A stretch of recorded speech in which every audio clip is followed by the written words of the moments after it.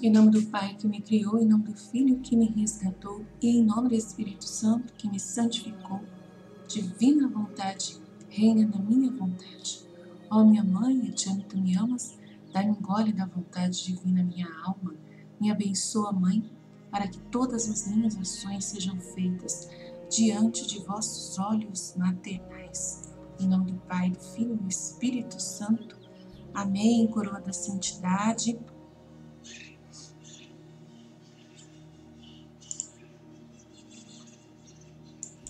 A gente vai continuar referências do Antigo Testamento. Padre Iannuzzi compilou uma série de referências do Antigo Testamento à Era da Paz, em seu livro O Esplendor da Criação.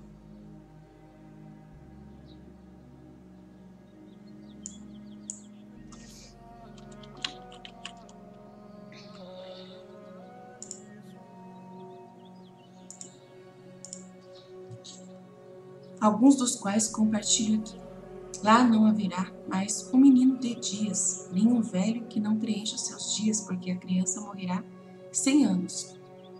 Pois, como os dias da árvore da vida, assim serão os dias do meu povo, e as obras de suas mãos serão multiplicadas. Meus eleitos não trabalharão em vão, e nem produzirão filhos por maldição, pois serão uma semente justa abençoada pelo Senhor, e sua posteridade com ele. Isaías 65. Dá um grito de alegria, estéril, que não suportou, e rompe em júbilo, você que não estava em trabalho de parto, pois mais numerosos são os filhos da esposa abandonada do que os filhos dela, que tem marido. Isaías 54. Veja, eu venho a você. Colocarei sobre você multidões de homens, cidades serão repovoadas e ruínas reconstruídas. Colocarei sobre vós multidões de homens e bestas, para que se multipliquem e sejam frutíferos. Besta, quando fala, a tradução é animais, né? Multidões de homens e animais, para que se multipliquem e sejam todos frutíferos. Vou te acho que deve ser respeitar, né? Como no passado, e ser generoso com você, como um começo. Assim sabereis que eu sou o Senhor, conforme Ezequiel 36. A costa pertencerá ao remanescente da casa de Judá, porque o Senhor seu Deus os visitará e fará sua restauração. Sofonias 2. Para que as montanhas produzam sua abundância para o povo, e as colinas em grande abundância. Salmo 72. Seus desertos ele fará como Éden, seu deserto é como o jardim do Senhor. Isaías 51. Quanto a vós, montes de Israel, plantarás ramos e darás fruto ao meu povo Israel, pois em breve eles voltarão. Ezequiel 36. Esta terra desolada foi transformada em um jardim do Éden, dirão eles. Ezequiel 36. A terra dará seu fruto, pois Deus nosso Deus nos abençoou. Salmo 67. Então o lobo será um hóspede do cordeiro, e o leopardo se deitará com a criança. O bezerro e o jovem leão andarão juntos, né? Com uma criança pequena para guiá-los. A vaca e o urso serão vizinhos. Juntos seus filhotes descansarão. O leão comerá feno como o boi. O bebê deve brincar na cova da cobra. E a criança coloca a mão no covil do não sei do que. Adicionador. Tradução, né? Não haverá dano ou ruína no meu santo monte. Isaías 11. Só pegar Isaías 11, gente, né? Eu não vou pegar agora porque eu tô, né, correndo aqui. Tô sempre correndo. Jesus, tá? Misericórdia. Os lobos e cordeiros se alimentam juntos, e o leão comerá como boi, e a serpente comerá a terra como pão. Não ferirão e nem destruirão o meu monte santo, diz o Senhor. Isaías 65. Meus escolhidos herdarão a terra. Isaías 65. O som do choro não será mais ouvido ali, nem o som do choro. Isaías 65. Transformarei o luto. Isso aqui são profecias do Antigo Testamento sobre a Era da Paz, para quem não entende ainda, né? Quem não se situou, tá bom? A gente está na Era da Paz. São as profecias do Antigo Testamento sobre a Era da Paz, tá? Transformarei o luto em alegria, os consolarei e os alegrarei pelas suas tristezas.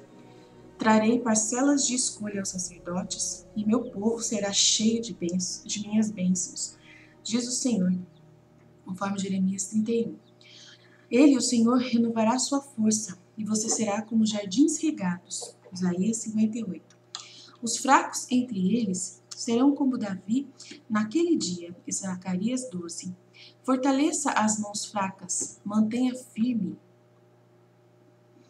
os joelhos fracos, então os olhos dos cegos serão cobertos, os ouvidos dos surdos serão limpos, então o coxo pulará como um cervo, então a língua do mudo cantará. Isaías 35. Conduzirei os cegos em sua jornada, transformarei trevas em luz diante deles, e tornarei retos os caminhos tortos. Isaías 42. Então, olha, Jesus falando aqui que ele vai conduzir a gente na jornada, né? Nesse momento a gente não está vendo nada referente à era da paz acontecer ao nosso redor. A gente só está vendo trevas, né? Então ele vai transformar as trevas em luz, tá bom? É isso que eu vi falando para vocês, né? Isaías 42, aí, a profecia de Jesus, de Deus, ó, né? O profeta Isaías. Transformarei todas essas trevas em luz. Então eu vi falando para vocês, né? Não tenham medo, que tudo isso vai ser transformado em luz. Né, que Deus sabe o que está fazendo, né? Não adianta ter medo, não adianta ficar correndo ainda, não é a hora, né? Vai ter o caminho, a hora certa de você, né, sair dessa situação, né, de você escolher os caminhos certos. Vai ter um momento que Deus vai iluminar tudo, vai ficar muito claro para a gente saber onde a gente pode ir e não pode ir, tá bom? Por enquanto, é ficar em casa, a ordem é ficar em casa, tá? Fica na sua casa por enquanto, né? Jesus, ele pede isso até pelo Padre Pio, né? As profecias que deu ao Padre Pio pra gente ficar em casa, né? Não manda a gente sair pra lugar nenhum. Transformarei trevas em luz diante deles e tornarei retos os caminhos tortos. Isaías 42. Então o nome do Senhor será declarado em Sião, o louvor de Deus em Jerusalém, quando todos os povos e reinos se reunirem para adorar o Senhor. Salmo 102. Eu venho reunir nações de todas as línguas. Eles virão e verão minha glória, conforme Isaías 66. Esse momento que ele reúne as nações de todas as línguas, que já acontece, é a JMJ, viu, gente? JMJ já é Jesus demonstrando os sinais do reino. Naqueles dias, 10 homens de todas as nações falarão em línguas diferentes, tomarão posse, sim, levarão velho de todo judeu à beira de suas vestes e dirão: vamos com você, pois ouvimos que Deus está com você, conforme Zacarias 11. Então vocês ficam vendo o pessoal falando muito contra a ordem mundial, até bispos estão aparecendo agora na internet, falando pra gente ficar esperto, né? Mas eles no final, você vê que teve um bispo que ele falou que vai acontecer, tem que acontecer tudo também, né? Pra gente sabe que tem que acontecer essas coisas, mas que no fim quem vai vencer é Deus. O bispo falou ontem.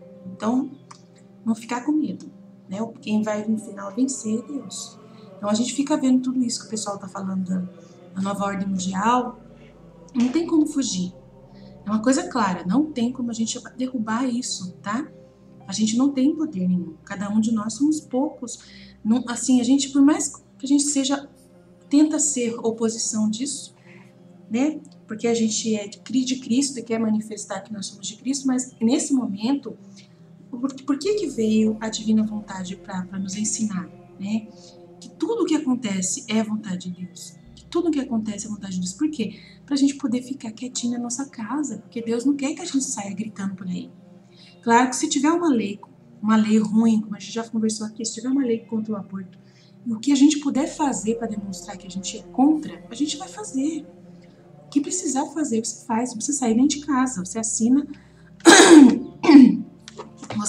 lá todos os documentos que tiver que contra a lei do aborto, você assina. Mas só que não tem jeito. Se for para aprovar, vai aprovar, entendeu? Mas é aquilo que a gente já conversou. Deus vai transformar as trevas em luz. Tá aqui, ó. Conduzirei os cegos em sua jornada e transformarei trevas em luz. Fique em paz. Ele vai transformar as trevas em luz. Tá bom? E vai tornar retos os caminhos tortos. Então a gente tem que confiar nessa palavra de Deus, gente. Isaías 42, tá? Então o nome do Senhor será declarado em Sião, o louvor de Deus em Jerusalém, quando todos os povos e reinos se reunirem para adorar o Senhor. Aí vocês ficam pensando, nossa, mas tá juntando todos os povos e reinos, todos estão se juntando, essa nova ordem mundial, e a gente vê que isso é do anticristo. E aí, de repente, vai virar para Deus? Vai virar para Deus. tá? Isso que está se formando vai se transformar para Deus. Você pode ficar tranquilo. Na hora que o anticristo sentar lá, ele é morto. Na hora que ele sentar em Jerusalém, ele é morto. E aí o reino de Deus vem. Então vocês fiquem em paz, vai acontecer isso exatamente. Então, para poder chegar o anticristo a sentar na cadeira de Deus, né? Sentar no lugar onde Deus deveria sentar, né? Na hora que precisa acontecer tudo isso. Não pode a gente mudar. A gente não pode querer mudar. A gente pode até falar, a gente não gosta do anticristo, a gente não gosta, a gente não aceita e tal. A gente pode até fazer alguma manifestação, de alguma forma ou de outra, né? Falando que a gente não gosta. Tudo bem, isso faz parte. Né? Não votar em alguém que tenha um comunado ou um anticristo. Mas nesse momento não tem como a gente correr dessa situação. Tá? E daí vocês ficam preocupados com o Papa. Nossa, mas o Papa então é a favor do anticristo. O Papa é a favor do governo mundial. Gente, o Papa ele tem que trazer o reino da divina vontade. O Papa é o que menos tem que atrapalhar o projeto de Deus. Entendeu? O Papa tem que saber isso que está acontecendo. Ele tem que pegar e falar, Senhor, eu sei que o povo tá entendendo eu errado, mas eu sei o que o Senhor vai fazer. Então eu tenho que confiar no Senhor. É isso que o Papa pensa. Aí vocês pensam que o Papa tá de mãos dadas com o anticristo. Não tá de mãos dadas com o anticristo. Concordar com a nova ordem mundial não quer dizer que você está do lado da nova ordem mundial do mal. Você está do lado da nova ordem mundial do bem, que é o reino da divina vontade. O reino da divina vontade é uma nova ordem mundial do bem. É uma nova ordem mundial. Não deixa de ser. Porque Deus vai trazer o seu reino, o seu triunfo do Imaculado Coração para o mundo inteiro. Então, você que é católico, você tem que... se todas essas coisas acontecerem, é para o nosso bem. Deverá acontecer tudo isso. Jesus que falou. Quando vires que começar a acontecer esses sinais, essas coisas, saiba que está próximo a vossa libertação. Que está próximo o meu reino. Aí você fica... Aí eu penso assim, você vê essas coisas acontecer.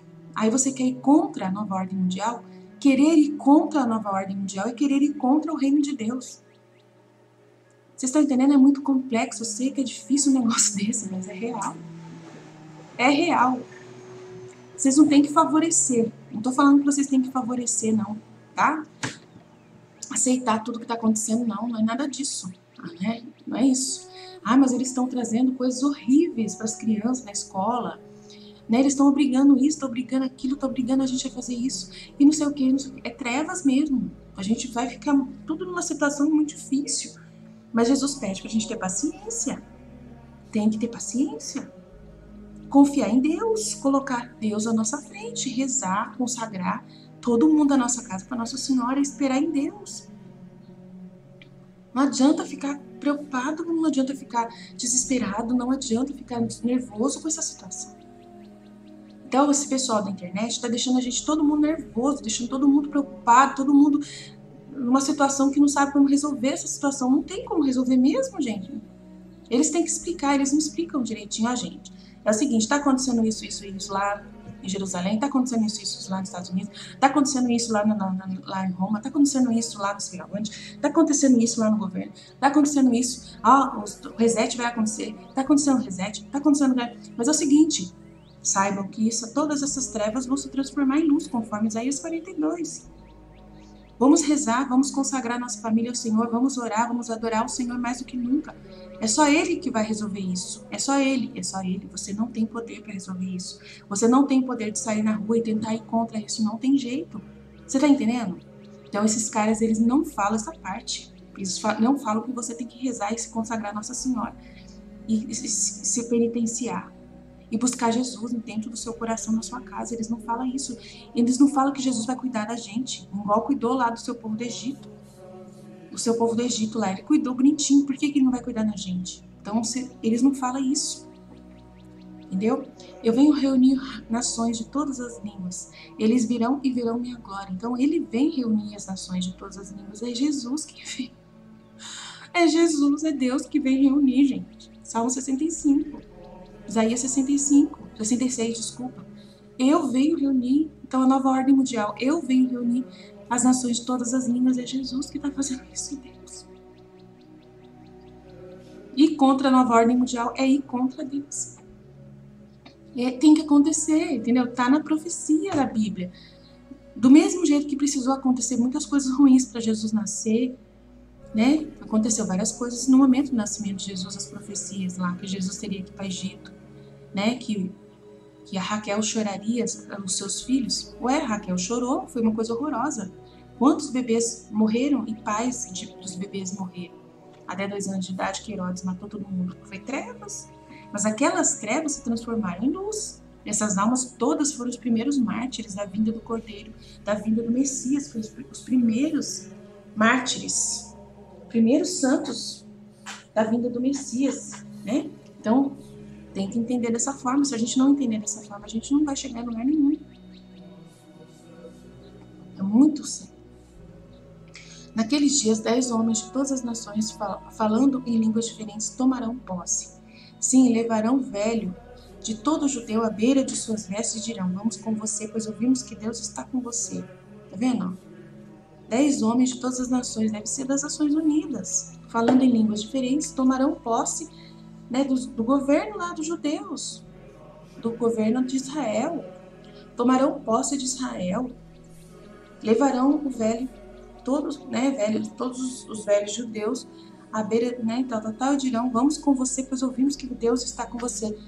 Então, essas pessoas são aquelas que vão ajudar a reconstruir o templo de Jerusalém, né? Eles falam que vai reconstruir o terceiro templo de Jerusalém, ou que vão mexer lá nas terras de Jerusalém, que agora está cheio de riqueza lá, de gás natural lá que eles descobriram, né?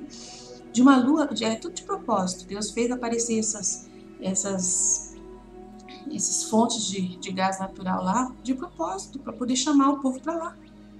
Tudo de propósito, tá? De uma lua nova para outra e de um sábado para outro, toda a humanidade virá adorar diante de mim, diz o Senhor, conforme Isaías 66. Ah lá, de uma lua nova para outra, de um sábado para outro, toda a humanidade virá adorar diante de mim, diz o Senhor, tá? Aí dá a entender que a gente vai adorar o anticristo, mas não é, a gente vai adorar o Senhor. A gente vai deixar o anticristo, coitadinho, virar a casaca, deitar, não sei falar a palavra, fazer o showzinho dele. A gente vai deixar ele fazer. Deixa o anticristo fazer o showzinho dele. Deixa ele. Deus quer que ele faça. Paciência, deixa. A gente tem que deixar. Aí as pessoas acham que a gente é louco. Não é louco, é Jesus falando que ele vai acontecer tudo isso. Tem que acontecer. Tem que acontecer. A gente confia no nosso Deus. Nós somos governados pelo nosso Deus, não pelo anticristo. Não por esse mundo. A gente não é desse mundo.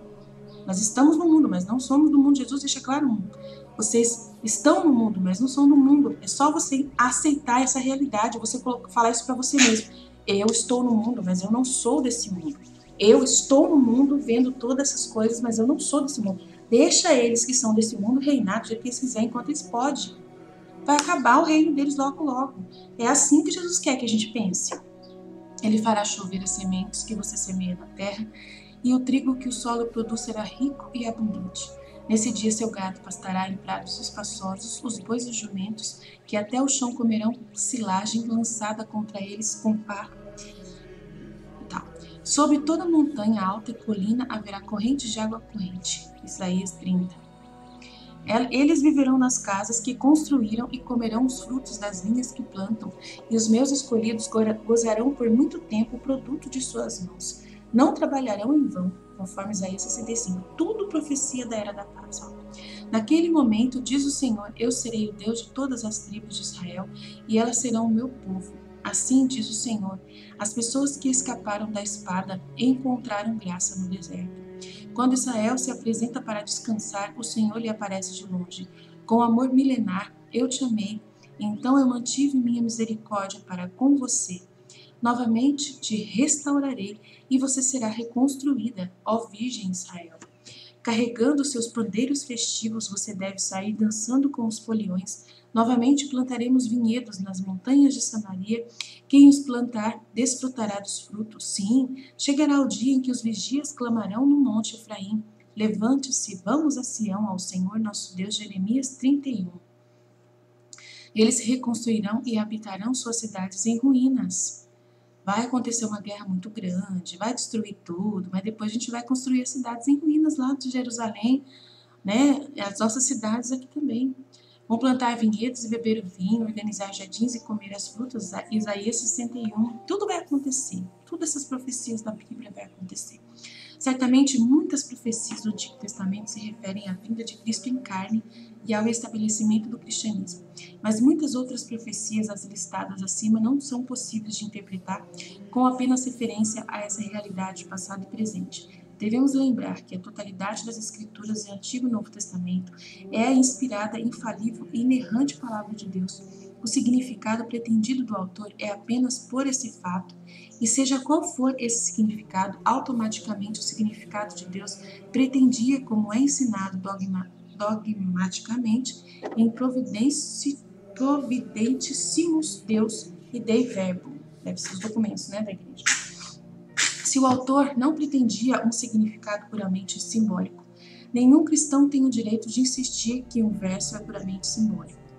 E simplesmente não é possível argumentar que todas as profecias acima são puramente simbólicas. Ninguém jamais conseguiu apresentar tal argumento e nem creio que é fácil de ver. Isso, nunca jamais, né? A ortodoxia católica nos deixa com nenhuma outra opção senão tomar pelo menos seu consenso geral como verdade literal. Uma era gloriosa surgirá sobre a terra em um tempo ainda por vir, né? Que eles falam que a igreja de Laodiceia vai ser esse tempo, vai ser o tempo da igreja de Laodiceia. Conforme o Bartolomeu Hauser, padre, servo de Deus Bartolomeu, eu não sei falar Hauser, contra a heresia neomarcionita. Considerando a sessão anterior e o fato de que apenas vislumbrou a grande riqueza de versículos encontrados no Antigo Testamento que profetizam a era, poucos negam que este testamento, mais da metade da Bíblia, fale desse tempo. Então, em vez disso, para defender sua tese, os críticos costumam recorrer a uma sutil heresia, alegando que essas profecias do Antigo Testamento são somente exageradas, expectativas judaicas imprecisas e excessivamente temporais, que Jesus corrigiu. É claro que Jesus nunca corrigiu essas profecias, ele apenas apontou que o seu reino não é deste mundo. Aqui devemos primeiro reconhecer, ao contrário da difamação modernista, que os antigos judeus realmente acreditavam no céu. Portanto, não podemos acusar essas profecias de serem nada mais do que os substitutos da esperança humana natural para o céu, que os judeus não poderiam nutrir de nenhuma outra maneira, mesmo que essa acusação não fosse herética. Jesus não revelou a existência do céu no Evangelho, não revelou a existência do céu no Evangelho, acho que revelou, né? Antes, ele repreendeu os saduceus por não perceberem por si próprios quão claramente o céu era mencionado nas próprias escrituras mosaicas. Então, acho que Jesus revelou, não que ele não revelou. Então, a tradução sempre tem algum probleminha, né? Jesus revelou a existência do céu no Evangelho, né? Ele repreendeu os saduceus por não perceberem por si próprios quão claramente o céu era mencionado nas próprias escrituras mosaicas de Moisés que eles reconheciam, conforme Marcos 12, 24 e 27, acusando-os corretamente de estarem errados, de não conhecerem as escrituras e nem o poder de Deus.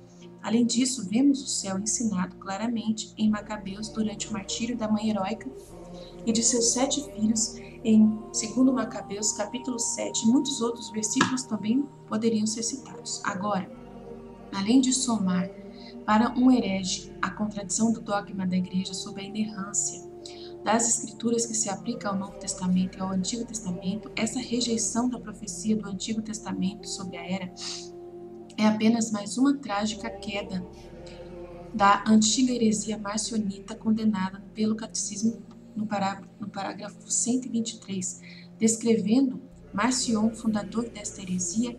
A Nova Enciclopédia Católica declara: Marcion sustentou firmemente que a igreja havia se enganado. Esse negócio de se enganar é complicado, né? Sempre tem alguém falando que o Papa se enganou, que alguém se enganou. Pode ser assim não, gente. Não é tão simples assim a igreja se enganar, não, gente. Jesus está com ela, né? Marcion sustentou firmemente que a igreja havia se enganado em reter o Antigo Testamento e em considerar Jesus como o Messias predito pelos profetas. Jesus do céu, até isso, cara, até isso, meu pai. Ele citou Lucas 5, 36, 38, 6, 48 para mostrar que a mensagem de Jesus era inteiramente nova.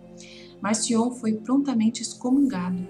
Ele então ganhou novos discípulos entre aqueles que consideravam o Antigo Testamento pouco convincente ou pouco atraente. Marcion, em suas antiteses perdidas, repudiava o demiurgo, ou Deus criador do Antigo Testamento. Ele considerava esse Deus como um espírito de espírito, oferecendo recompensas materiais, caprichoso, violento, vingativo, um tirano e um criminoso, mesquinho, enquanto Deus absolutamente perfeito, Deus do puro amor e misericórdia, estava visivelmente encarnado em Jesus, capaz de não ver nada em comum entre o Deus do Antigo Testamento e o Deus do Novo Testamento. Marcion concluiu que o Evangelho deve ser dissociado do judaísmo e da escatologia apocalíptica judaica. Ele repudiou o Antigo Testamento como desprovido de qualquer revelação do Deus cristão. Nossa, então acho que ele fala que Jesus é Deus, não é o Messias, é Deus, né? Pois em flagrante contraste com as heresias de Marcion, sabemos, por uma questão de fé, que toda a profecia do Antigo Testamento é uma verdadeira revelação divina pública e, portanto, é garantida que seja cumprida de acordo com suas próprias palavras. Enquanto os críticos da era seguem frequentemente os passos de Marcion, nossa, essas pessoas são tudo doidas, e como é mostrado no artigo citado acima, desassociam da escatologia apocalíptica judaica. Isso simplesmente não é uma opção para nenhum católico ou cristão. Nossa fé não nos deixa outra escolha senão atender todas as profecias do Antigo Testamento, com certeza, juntamente com as do Novo Testamento, entendendo que ambas estão presentes na mesma revelação divina inerente. Claro que sim, com certeza. Louvado seja o nosso Senhor Jesus Cristo. Para sempre seja louvado para toda a glória, amém. Antigo Testamento, Novo Testamento, tem que ficar juntos, de mãos dadas. É o presente de Deus para nós, a palavra de Deus. Estivermos reunidos, continuaremos sempre no amor e na misericórdia desse Deus Todo-Poderoso, Pai, Filho e Espírito Santo, amém. Jesus, eu confio em vós, fiat. Deus abençoe você.